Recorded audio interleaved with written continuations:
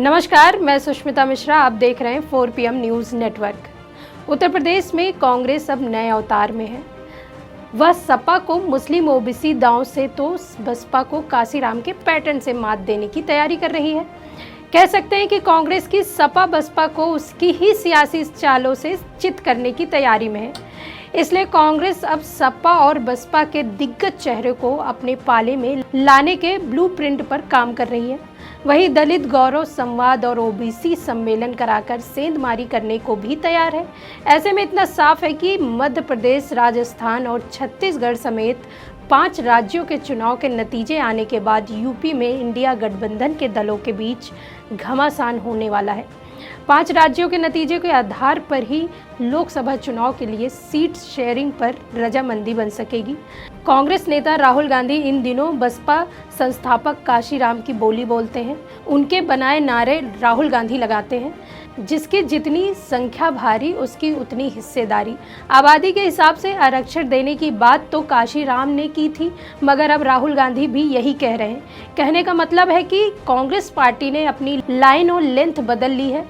वैसे भी एक जमाने में दलितों को कांग्रेस का बेस वोट बैंक कहा जाता था, लेकिन यूपी में बसपा के उदय के बाद कांग्रेस के हाथ खाली हो गए। याद कीजिए, एक दौर ऐसा भी था जब राहुल यूपी में दलितों के घर भोजन करने जाते थे, रात भी वहीं रुक जाया करते थे, मगर पार्टी को इसका कोई फायदा वोट के लिहाज से नहीं हुआ। मगर अब कांग्रेस के लिए पहला और बड़ा सवाल लोकसभा की 80 सीटों का है।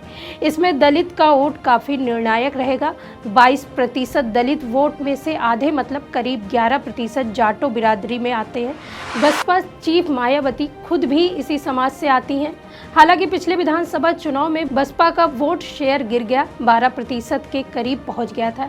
यही वजह है कि बसपा, समाजवादी पार्टी और कांग्रेस अब आपदा में अवसर की तलाश में है। क्या पता कोशिश करने पर मायावती का प्रचंड समर्थक जाटो भी बसपा से टूट जाए। हालांकि उत्तर प्रदेश के चुनाव परिणाम क्या होंगे या तो आने वाला समय बताएगा, लेकिन प्रदेश के चुनाव को लेकर कांग्रेस ने एक बार फिर से दलित, ओबीसी और मुस्लिम नेताओं को पार्टी में लाने और उनको बीजेपी के खिलाफ उतारने का प्लान जरूर तैयार कर लिया है।